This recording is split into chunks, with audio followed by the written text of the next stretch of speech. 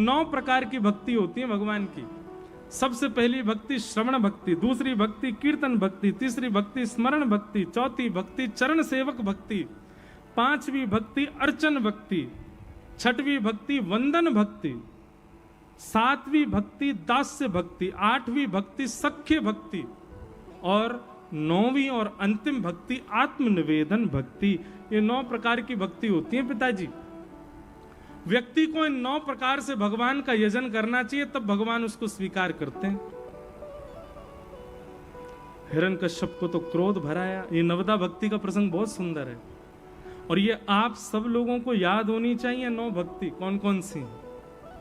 हम कल या परसों फिर जोर दे के इस पर थोड़ा बोलेंगे, इसको याद कीजिए और इन भक्ति के प्रसंगों को, इन भक्ति की सोपानों को चढ़ना शुरू करो।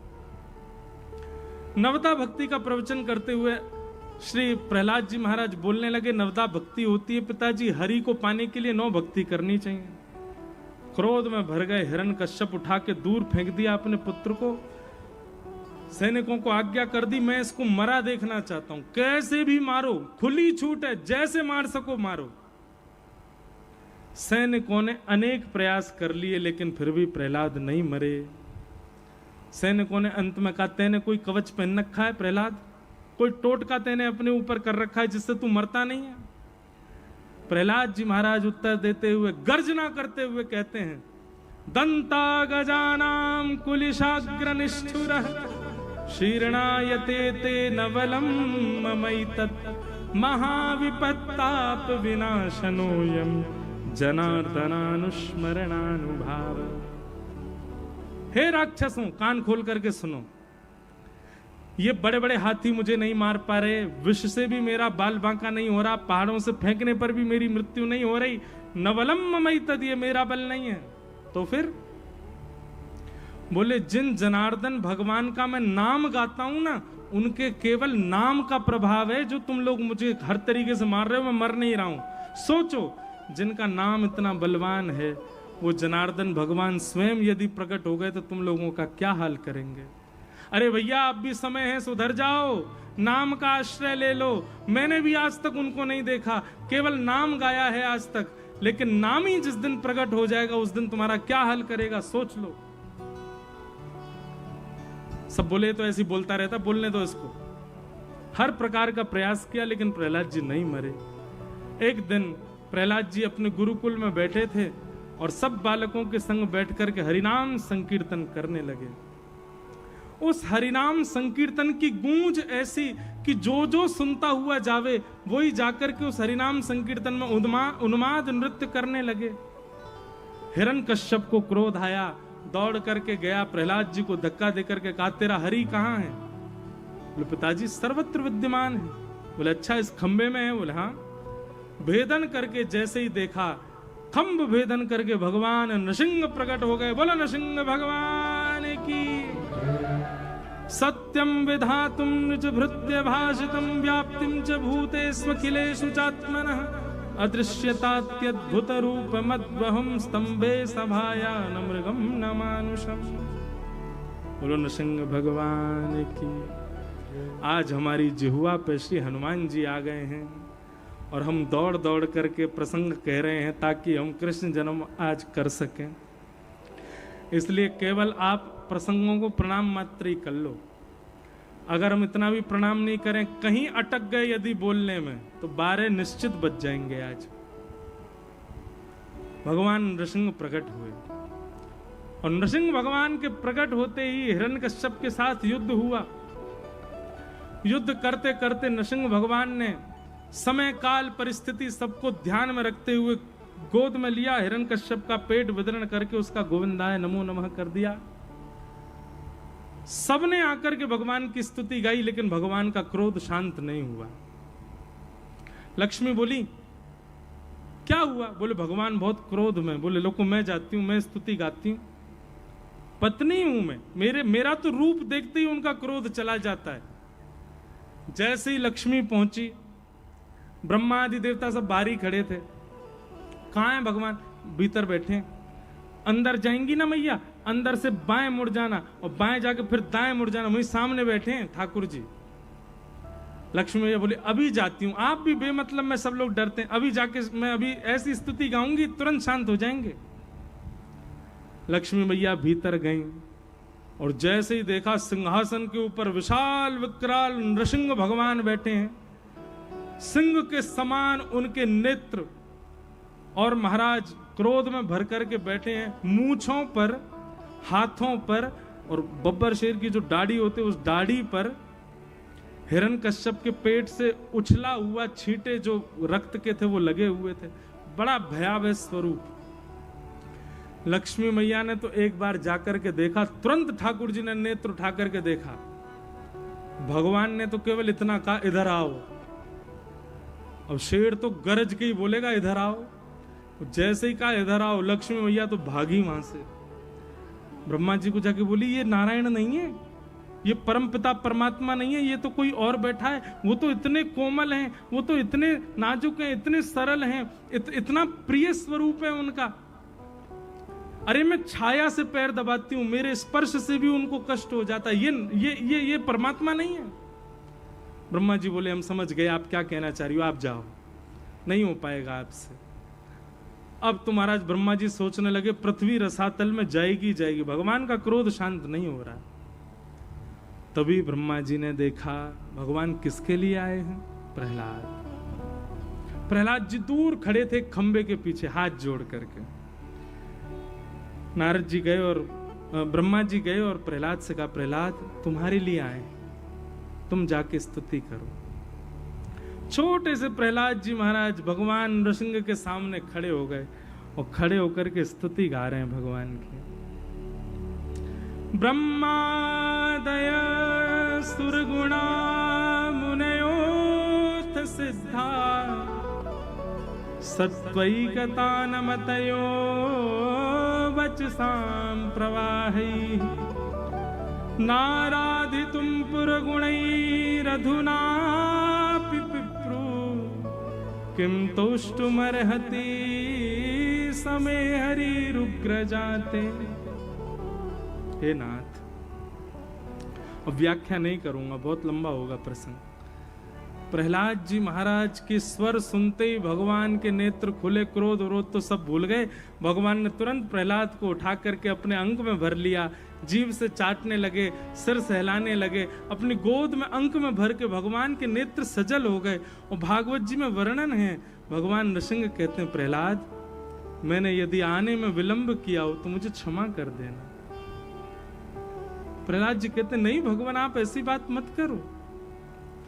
भगवान बोले अच्छा प्रहलाद जरा गोदी में बैठो। गोद में बैठा लिया। बोले एक बात बताओ, ब्रह्मा जी डर के भाग गए, शंकर जी डर के भाग गए, लक्ष्मी डर के भाग गई, तुमको मेरे रूप से भय नहीं लगा? मैं तो इतना भयाभय बन के आया हूं, तुमको मेरे रूप से भय क्यों नहीं लग रहा है? प्रहलाद जी का उत्तर इतना अद्भुत। प्रहलाद जी कहते हैं भगवान मैंने आज तक आपको कभी देखा नहीं था, सदैव आपका केवल नाम गाया था, लेकिन मेरी हमेशा ये भावना रहती थी जब भी ठाकुर जी आएंगे उनके रोम रोम का दर्शन करूंगा, और जल्दीबाजी में नहीं, डट डट के दर्शन करूंगा। थोड़ी देर चरण देखूंगा, थोड़ी देर घुटने देखूंगा, थोड़ी देर जंघा देखूंगा, थोड़ी देर उदर देखूंगा, थोड़ी देर वक्ष देखूंगा, फिर अंत में आकर के मुख देखूंगा। सर्वांगीण अंग को अपने भीतर बिठा करके तब आपको देखते देखते प्राण त्याग दूंगा। मेरी तो ऐसी स्थिति थी ठाकुर जी, पर क्या बताऊं, जब से आप आए हैं ना, आपके प्रकट होते ही मैंने आपके चरणों को देखना प्रारंभ किया। इतना समय हो गया मेरे चरणों से ही मन नहीं भर रहा है।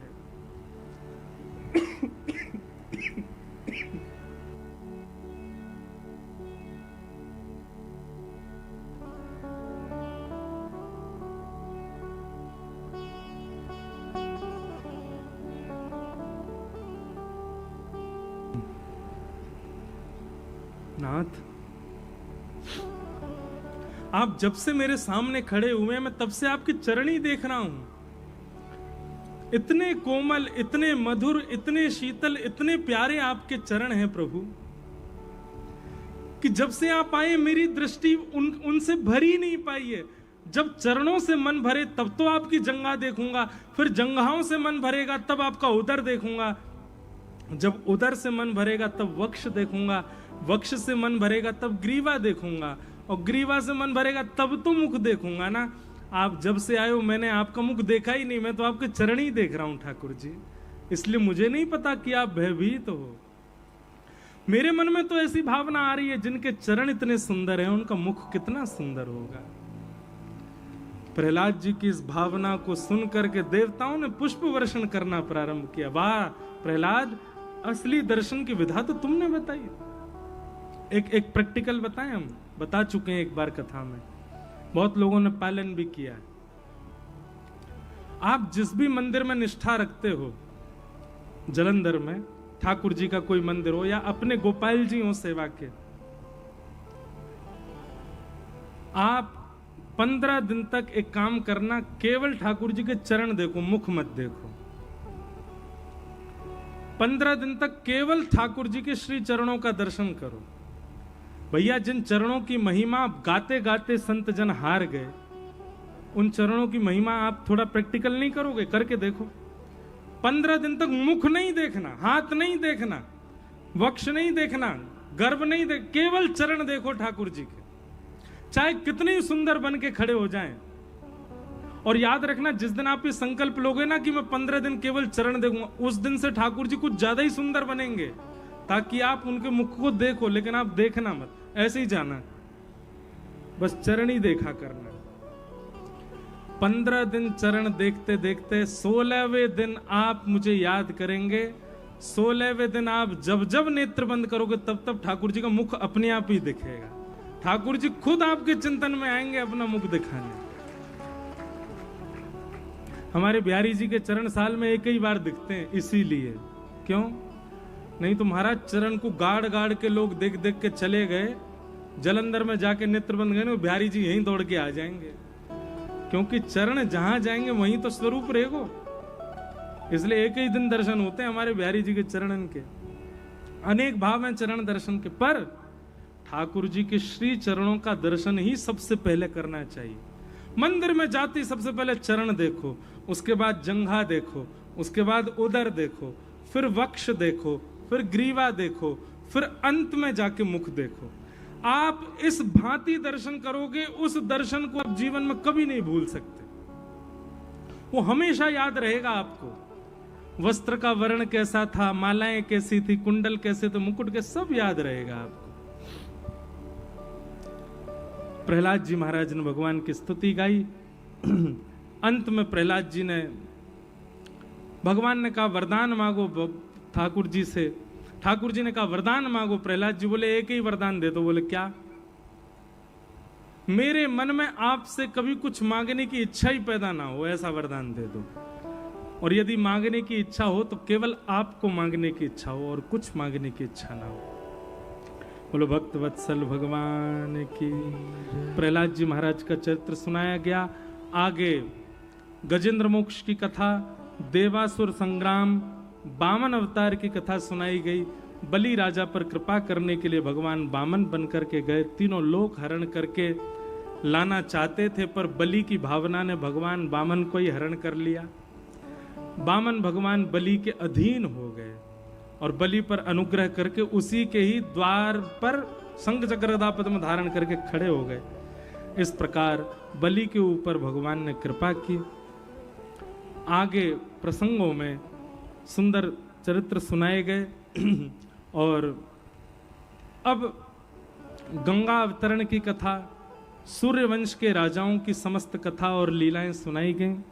इसी सूर्यवंश में भगवान श्री राम का प्रादुर्भाव हुआ। हम सूक्ष्म में ही कह रहे हैं।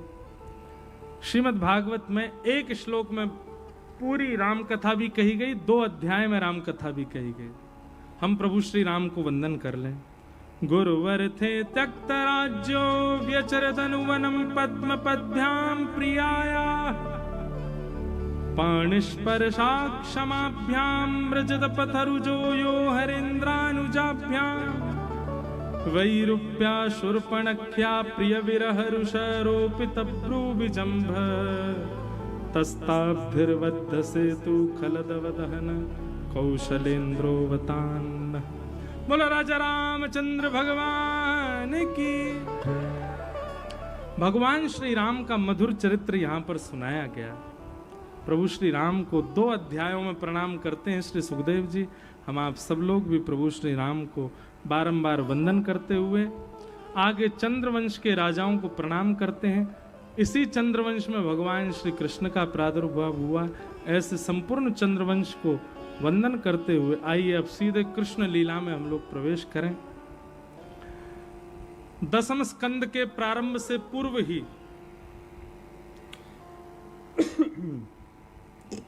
श्री सुखदेव जी महाराज ने 2 श्लोकों में संपूर्ण भागवत की कथा सुना दी, संपूर्ण कृष्ण कथा सुना दी। ठाकुर जी का मथुरा में जन्म हुआ, जन्म लेते ही भगवान गोकुल चले गए, गोकुल से वृंदावन चले गए, वृंदावन से मथुरा आकर के कंस का वध किया, कंस वध करके भगवान द्वारिका चले गए, द्वारिका जाकर के 16,108 भ्याग किए, हस्तिनापुर आकर के महाभारत का युद्ध कराया, युद्ध करा करके भगवान वापस द्वारिका चले गए और द्वारिका जाकर के भगवान अपनी लीला पूरी करके स्वधाम प्रस्थान कर गए। हमने तो फिर भी 4 घंटा में पूरा यहां तक की लीला सुनाई, पर श्री सुखदेव जी ने तो परीक्षित जी को 2 ही श्लोकों में पूरी कृष्ण कथा सुना दी। मथुरा में ये किया, द्वारिका में ये किया, हस्तिनापुर में ये किया, सब करके भगवान अपनी लीला पूरी करके चले गए। और ऐसा कहकर के सुखदेव जी मौन होकर के बैठ गए। परीक्षित जी महाराज बोले, भगवान कथा रोक क्यों दी आपने? सुखदेव जी बोले, हो गई कृष्ण कथा, यही कृष्ण कथा है, इसके अलावा कुछ नहीं है। मथुरा में जन्म हुआ, गोकुल गए, जे किया वो किया, द्वारिका लीला हुई आदि, यही कृष्ण कथा, इसके अलावा और कुछ नहीं है। तब यहां से 10वां स्कंद प्रारंभ होता है। हाथ जोड़ करके परीक्षित जी महाराज कह रहे हैं, कथितो वंश विस्तारो भवता सौम सूर्ययो राज्ञां चोभय वंश्यानां चरितम परमाद्भुतम।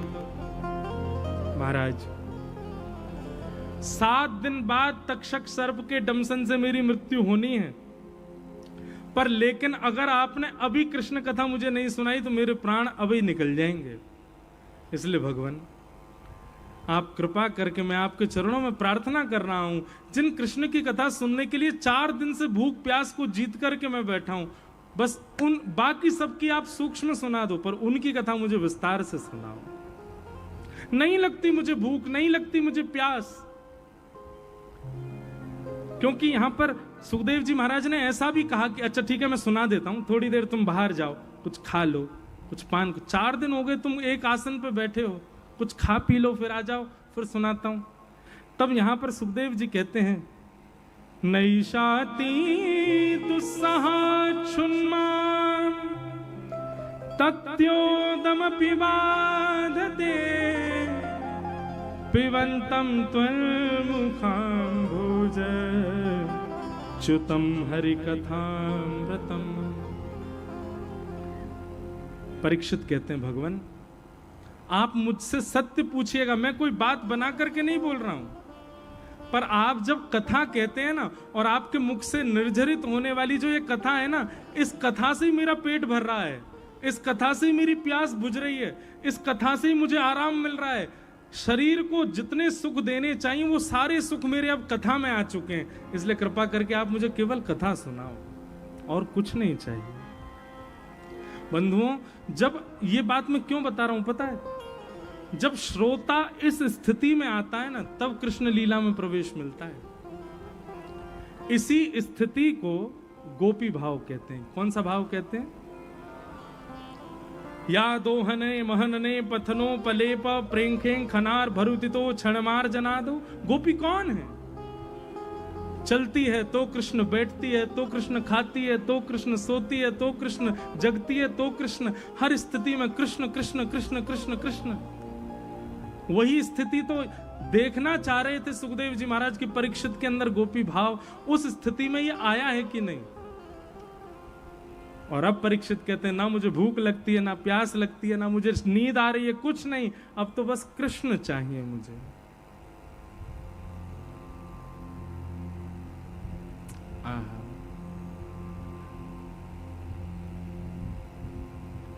जब ये स्थिति सुन ली परीक्षित जी महाराज ने, सुखदेव जी महाराज ने, तब यहां से कृष्ण लीला सुनाना प्रारंभ किया। बोले परीक्षित, अब तुम अधिकारी बन गए हो, अब मैं तुम्हें कृष्ण लीला सुनाता हूं। पृथ्वी पर बहुत भार बढ़ गया तो पृथ्वी ने जाकर के भगवान नारायण से प्रार्थना की कि आप कुछ करिए। तब भगवान नारायण ने आकाशवाणी करते हुए कहा, वसुदेव ग्रहे साक्षात भगवान पुरुष परः जनिष्यते तत्प्रियार्थम सभवन्तु सुरस्त्रियः। चिंता मत करो पृथ्वी, हम वसुदेव जी के घर साक्षात भगवान ही कृष्ण रूप धारण करके आ रहे हैं। और ये आकाशवाणी सब देवताओं ने सुन ली।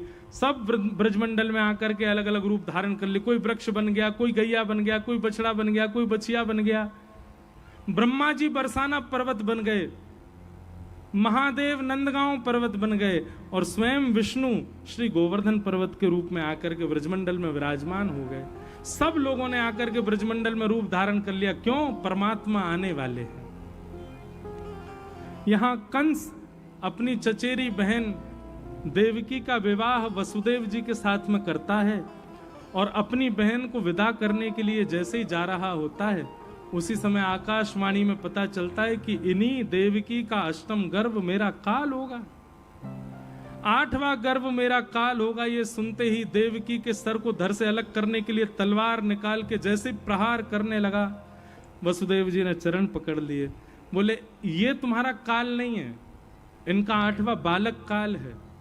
मैं वचन देता हूं जितने बालक होंगे हम सब आपको दे देंगे, अपनी बहन को मत मारो।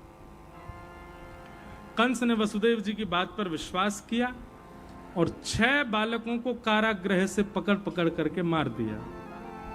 7वें बालक के रूप में भगवान के बड़े भैया के रूप में शेष भगवान ही श्री बलराम जी के रूप में पधारे। पर गर्भ में कुछ महीना रहने के बाद ही भगवान ने मन में विचार किया कि भैया ये शेष हैं, ये जन्म लेते ही कंस आ जाता है, ये क्रोध में भर के कहीं कंस को मार देंगे तो जो काम हमको करना है वो ये पहले ही कर देंगे, इनको स्थानांतरित करो। तब भगवान ने योग माया यानी कि देवी को बुलाया। ये जितनी भी देवियां हैं सब योग माया भगवान की बहन हैं। भगवान ने बहन को बुलाया, योग माया को बुला करके कहा हमारा एक काम कर दो तो कलयुग में तुम्हारी बड़ी पूजा होगी। बोले क्या करना है? बोले पहला काम तो ये करना है कि अभी 7वां बालक जो है इसको रोहिणी के गर्भ में ट्रांसफर करो, और दूसरा काम ये करना है जब हम अवतार लेंगे तब तुम यशोदा मैया के यहाँ लाली बन के आ जाना। पिताजी तुमको ले जाकर के कंस को दे देंगे, कंस के सिर पर पादा प्रहार करके अपना रूप दिखा देना, अष्टभुजी देवी बन करके प्रकट हो जाना। कलयुग में तुम्हारी बड़ी जय जयकार होगी, कलयुग में तुम्हारी बड़ी पूजा होगी। योग माया बोली जो आज्ञा। और योग माया ने भगवान का काम किया, बलराम जी को कुछ महीना में स्थानांतरित कर दिया। कंस को समाचार मिल गया कि भाई 7वां बालक गर्भ में ही खत्म, अब आ रहा है 8वां बालक। कंस ने सैनिक बढ़ा दिए, दूत बढ़ा दिए, द्वारपाल बढ़ा दिए, डबल डबल ताले लगवा दिए। 8वां होने वाला है, कहीं भग के भागने ना पाए। लेकिन बंधुओं एक ध्यान से सुनना, इतनी सुंदर एक स्थिति बताई है यहां पर कि जिस दिन से ठाकुर जी देवकी के गर्भ में आए हैं तो कंस बन के तो क्रूर जाता है, लेकिन जैसे ही कारागृह में देवकी मैया को देखता है तो देवकी मैया को देखते ही उसके मन में प्रेम उत्पन्न होने लग जाता है। टीकाकार वर्णन करते हुए कहते हैं जिसके चित्त में ठाकुर जी होंगे उसको देख करके भी आपका क्रोध, काम, लोभ, मोह शांत नहीं हुआ तो समझ जाना उसके चित्त में ठाकुर जी हैं नहीं। पर सामने वाले को देखते ही आपका क्रोध, काम कहां फुर्र हो जाए, समझ जाना इसमें निश्चित ही कोई दैवी शक्ति है, इसमें निश्चित ही ठाकुर जी विद्यमान है।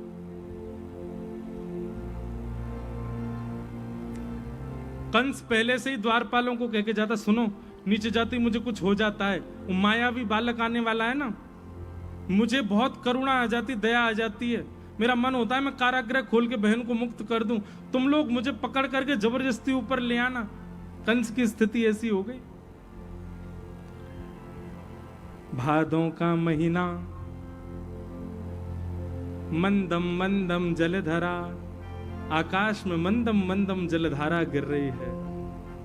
अष्टमी तिथि और महाराज मंदिराचल पर्वत से लपेट करके समस्त चंदन की सुगंधियों को वायु बह रही है। सबको सुख लग रहा है, गहरी निद्रा में सोए हैं सब। आज सबको इतनी चैन की नींद आई है, एक साथ सब लोग सो रहे हैं, केवल 2 लोग जगे हैं, कंस के कारागृह में बैठे देवकी और वसुदेव। अष्टमी तिथि, भादों का महीना, मंदम मंदम जलधारा गिर रही है। और तभी जैसे ही अर्धरात्रि हुई, कंस के कारागृह में देवकी मैया के गर्भ से एक दिव्य तेज प्रकट हुआ और उस दिव्य तेज के शांत होते शंख चक्र गदा पद्मधारी श्रीमन नारायण ही बाल कृष्ण रूप में प्रकट हो गए। बल बाल कृष्ण लाल की। अब एक बात बहुत ध्यान से सुनना, भगवान चतुर्भुज रूप में आए हैं, शंख चक्र गदा पद्म लेकर के आए हैं, लेकिन भगवान विराट रूप में नहीं आए हैं। इतने छोटे से हैं भगवान, छोटे से लालाई शंख चक्र गदा पद्म लेकर के आए हैं। सब लोग हाथ जोड़ के दर्शन करो, कैसे हैं ठाकुर जी। तमद्भुतम बालकमंबुजक्षणम चतुर्भुजम शंख गदायुधायुधम श्रीवत्सलक्ष्मं गलसौभकौस्तुभं पीतांबरम सांद्रपयोदसौभगम।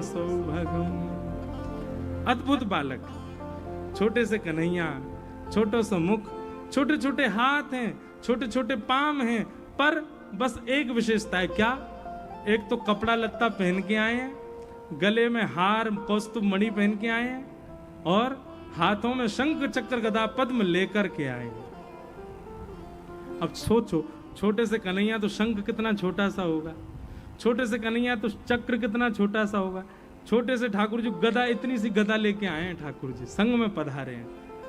ये बात निश्चित है कि ठाकुर जी विराट रूप में नहीं आए, आए बालक बन के ही हैं, पर शंख चक्र गदा पद्म लेके आए। और महाराज प्रकट होते ही बोलने लगे, मैया कहाँ है कंस मामा, बताओ, अभी मारता हूं इसको मैं। इसीलिए यहां पर एक शब्द का प्रयोग किया, तमद्भुतम बालकम, अद्भुत बालक है। बोले कैसा बालक? बोले चपड़ चपड़ बोल रहा है, चपड़ चपड़ चल रहा है, हाथ पांव सब चला रहा है अपने।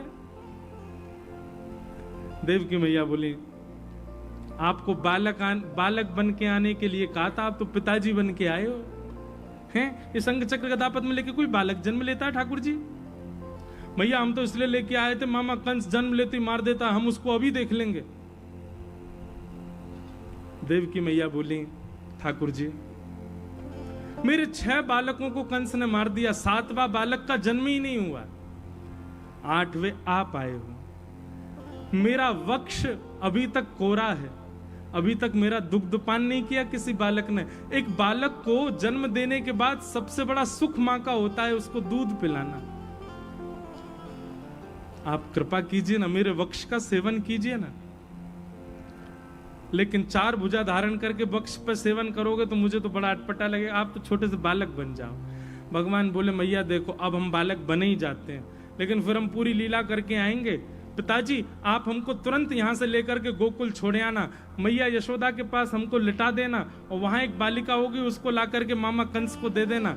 हम 11 वर्ष 56 दिन में बढ़िया माखन मिश्री खा के, थोड़ा प्रेम ब्रजवासीन को पाके, नेक थोड़े तंदुरुस्त है कि बलवान है करके फिर आमेंगे और आके मामा का वध करेंगे। यदि आपको ये स्वीकार हो 11 वर्ष का विरह, तो हम बालक बने, नहीं तो हम अभी कंस को मार के अपनी लीला पूरी करके चले जाएं। देवकी मैया बोली, अपने वक्ष पर आपको स्पर्श कराने का अवसर मिलेगा, उसके बाद 11 वर्ष का वियोग भी मिले तो मैं सह लूंगी, पर 11 वर्ष तक अपने वक्ष के स्मरण में आपने कैसे मेरा दुग्धपान किया, उसी स्मृति से मैं 11 वर्ष निकाल लूंगी। तो कृपा करके अभी आप बालक बन जाओ। ठाकुर जी ने तुरंत 4 आयुध अंतर ध्यान कर दिए, 2 भुजा अंतर ध्यान कर दी, नन्हे से बालक बन गए, कपड़ा लत्ता उतार दिए और मैया की गोद में खुद ही जाके लेट गए, और लेट करके बिल्कुल नन्हे से बालक की तरह रोने लग गए। तुरंत देवकी मैया ने अपना गर्भ, अपने पयोधर का पान कराया, भगवान ने देवकी मैया का दुग्ध पान किया। वसुदेव जी मन में विचार करने लगे, मेरे हाथों में हथकड़ियां, पैरों में बेड़ियां, कैसे लेके जाऊं? भगवान ने संकेत किया, मेरा आश्रय ले लीजिए, बंधन अपने आप खुल जाएंगे। हम एक बात कथा में क्या करते हैं, ठाकुर जी कहते हैं कि लोग प्रतीक्षा करते हैं बंधन छूटे तो हम ठाकुर जी की शरण में जाएं। नहीं, बंधन सहित ठाकुर जी की शरण में जाओ। बंधन खोलने की जिम्मेवारी ठाकुर जी की है, ठाकुर जी अपने आप खोल देंगे। ये सब विचार मत करो कि इतने बंधन है ठाकुर जी, हम कैसे आए। बंधन सहित चले जाओ ठाकुर जी के पास, ठाकुर जी अपने आप देख लेंगे कहां किसको ठिकाने लगाना है। जैसे ही वसुदेव जी ने गोद में ठाकुर जी को लिया, चट चट हथकड़ियां खुल गईं, बेड़ियां खुल गईं, सारे दरबान सो रहे थे, चट चट सारे ताले खुल गए और द्वार खुलते चले गए। एक डलिया में लेकर के श्री वसुदेव जी महाराज ठाकुर जी को लेकर के गोकुल जा रहे हैं। बोलो बाल कृष्ण लाल की। वसुदेव जी महाराज ठाकुर जी को लेकर के जा रहे हैं। मार्ग में यमुना जी पड़ी। यमुना जी मार्ग नहीं दे रही थी, तुरंत ठाकुर जी ने अपने पाम लटका दिए, पाम का स्पर्श करते ही मार्ग प्रदान कर दिया। ठाकुर जी को लेकर के वसुदेव जी गोकुल पहुंचे। यशोदा मैया के बगल में लाला को सुवाए दियो और वहां से लाली को लेकर के आए और आकर के कंस को प्रदान कर दियो। कंस ने उस बालिका को जैसे पृथ्वी पर पटका, अष्टभुजी देवी भद्रकाली प्रकट हो गई और कह दिया, अरे दुष्ट कंस, तेरे शत्रु ने तो ब्रजमंडल में जन्म ले लिया।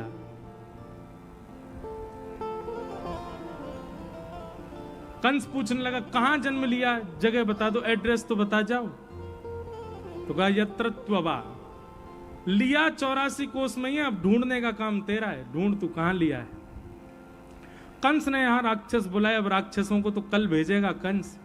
आज हम लोग सब गोकुल चलें, जाके काजे पीरे पीरे बन के बैठे हैं। चलो भैया, अब हमारी एक्सप्रेस गाड़ी स्टेशन पे आ गई। बोलो वृंदावन बिहारी लाल की।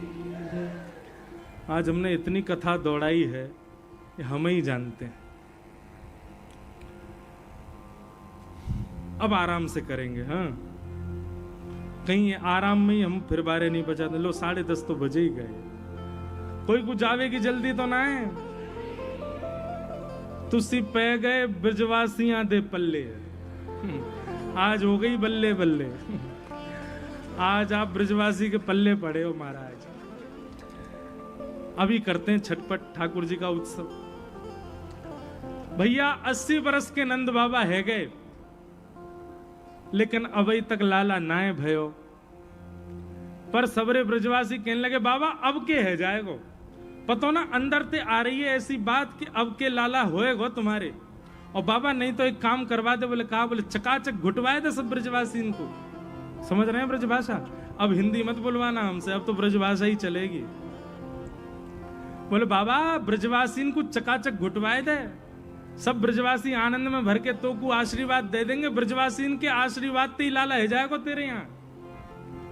बाबा ने खूब ब्रजवासी को आनंद करायो, खूब ब्राह्मणन से अनुष्ठान कराए, यमुना जी में खूब सारे मनोरथ किए, गैयान की खूब सेवा करी कि एक लाला है जाए बस।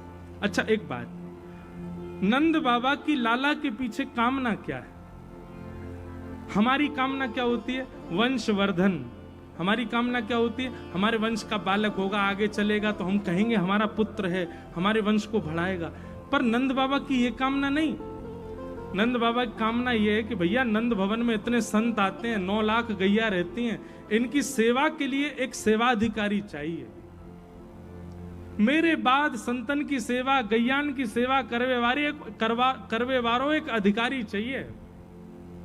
हमारे पूज्य नाना जी पंडित श्री कृष्णलाल शास्त्री जी कहते, वो लाला संत सेवा और गौ सेवा की भावना से पुत्र की याचना करी तो नंद बाबा के यहां साक्षात ठाकुर जी आ गए। यदि कोई व्यक्ति या भाव से पुत्र की कामना करे कि मुझको संत सेवा के काजे एक बालक चाहिए, गौ सेवा के काजे, राष्ट्र सेवा के काजे, वैष्णव सेवा के काजे, ब्रज की सेवा के काजे संतान चाहिए, तो वहां के घर श्री जी और ठाकुर जी को ही कोई अंश आवेगो, कोई बालक नहीं आवेगो। पर हमारी कामना क्या है? पैसा कमावे वारो बालक आवे,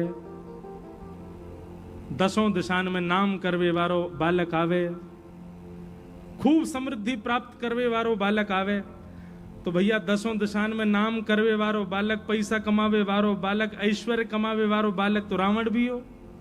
पुलस्त्य उसका खूब नाम था, खूब धन था, खूब वैभव था, खूब संपन्न था। भैया धन संपन्न बालक हो इसकी कामना नहीं, भक्ति संपन्न बालक ऐसी कामना रखो।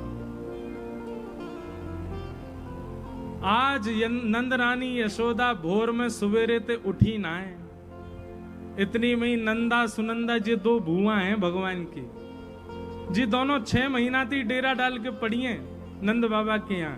काई को बोले बाबा के अब के बार लाला होएगा तो भैया ते हम गलेवारी मेवा मांग लेंगे, गलेवारी मेवा तो मिलेगी। नंदा सुनंदा दोनों ने जाय करके जैसी देखी यशोदा मैया अचेत अवस्था में गहरी निद्रा में सोई हैं, दास दासियां सब सोई हैं। नंदा सुनंदा दोनों पहुंची और दोनों ने जाकर के महाराज जैसे ही देखो कि यशोदा मैया के बगल में एक बालक मंद मंद सोयो है, गले गले तक चदरिया ओढ़ रखी है, और बालक क्या कर रहा हो? कुल बुलाए रहे हो। क्या कर रहा है? क्या कर रहा है? जोर तो बोलो। कुल बुलाए रहे हो है मतलब क्या हो गया को कुल बुलानो? कुल बुलाने को मतलब जो छोटा बालक होता है ना, रोता नहीं है पर ऐसे आवाज करता रहता है, हाथ पांव चलाए, उसको कहते हैं कुल बुलाना। तो नेक्स्ट सो बालक गरे तक चदरिया ओढ़े सोयो है और कुल बुलाए रहे है। आहा, रूप देखते ही नंदा सुनंदा बोली, अरे देखियो कैसो नीलमणि जैसो है, ऐसा लग रहा मानो नीली नीली मणि चमक रही हो। बोली जल्दी चदरिया हटाए के देखना कौन है, लाला है कि लाली? नंदा बोली अरे कहाँ फर्क पड़े, लाली हो तो कौन सी बड़ी बात। बोले ना ना ना, एक लाला है जाए फिर भले ही 6 लाली है जाए, एक लाला तो चाहिए नंद बाबा के काजे। नंदा बोली लाला है वैसे कहो, अरे लाली है गई, कल कुआ को डांट ना सके, फटकार ना सके, कान मरोड़ ना सके, पर लाला बनेगो तो हम दोनों भुआ आए करेंगी, अपनी मनमाने काम करायो करेंगी, कभी कान पकड़ ले करेंगी, डांटे करेंगी, कभी फटकारो करेंगी। हमारे आगे भुआ भुआ कर तो डोले करेगो, हमारी आज्ञा को मान तो डोले करेगो। या हमारे एक लाला तो होए, कोई आज्ञा मानने वालों तो होना चाहिए ना। सुनंदा बोली हाँ बात तो सही है तेरी, जल्दी चदरिया हटाए के देख कौन है। बोले पहले 21 बार हरिशरणम को जाप कर ले, लाला ही हो। हरिशरणम हरिशरणम हरिशरणम हरिशरणम हरिशरणम 21 बार हरिशरणम को जाप करके महाराज ये देख 2 नंदा सुनंदा कुर्ता पजामा में खड़ी हैं। कुर्ता पजामा वाली नंदा सुनंदा और बगल में भिंडलाऊ डोल रही है पीछे को। जैसे ही चदरिया हटाई महाराज है गा है गा है गा है गा है गा है गा है गा है गा है गा है गा। जैसे ही बोली है गा, एक दूसरे को मुंह बंद किया, नहीं अभी हल्ला मत करो, ए सब लोग बैठो, अभी उठना नहीं। अरे भैया सबसे पहले जे खबर तो जाए करके नंद बाबा को सुनाएंगे। नंदा सुनंदा पूरे गली मोहल्ला रास्ता दौड़ती जा रही हैं, है गा है गा है गा है गा है गा है गा है गा है गा है गा है गा है गा है गा। सब लोग पूछें कहाँ भयो, सब सुनवे के काजे नंदा सुनंदा के पीछे ही दौड़ रहे हैं, भयो कहा पूछे तो सही। नंदा सुनंदा सीधी पहुंची कहां? गौशाला। गौशाला में नंद बाबा माला जप रहे हैं, और कहा जप रहे हैं? अबई तो भयो ना है, अबई तो भयो ना है, अबई तो भयो ना है, अबई तो भयो ना है, जाने कब होएगो, अभी तक तो भयो ना लाला। इतने में ही नंदा सुनंदा गई और दोनों ने नंद बाबा घेर लिए, गोल गोल घूमन लगी और कहने लगी है गा है गा है गा है गा है गा है गा। इतने ब्रजवासी खट्टे भय, बोले सुवेद चिल्ला रही हो है गा भयो का? नंद बाबा बोले अरे नंदा सुनंदा कहा भयो? बोले पहले बाबा हमको बताओ कहाँ मिलेगा। बोले तू जो मांगेगी सो देंगे, तू बता कहाँ चाहिए। भयो कहा? बोले बाबा 9 लाख को हार चाहिए। बोले 16 लाख को देंगे, तू बता तो सही कहाँ भयो। नंदा सुनंदा बोली आपने इतने ब्रजवासी जिमाए, इतनी ब्राह्मणन की सेवा करी, इतनी गौ सेवा करी, यमुना जी की इतनी आराधना करी, इन सबन के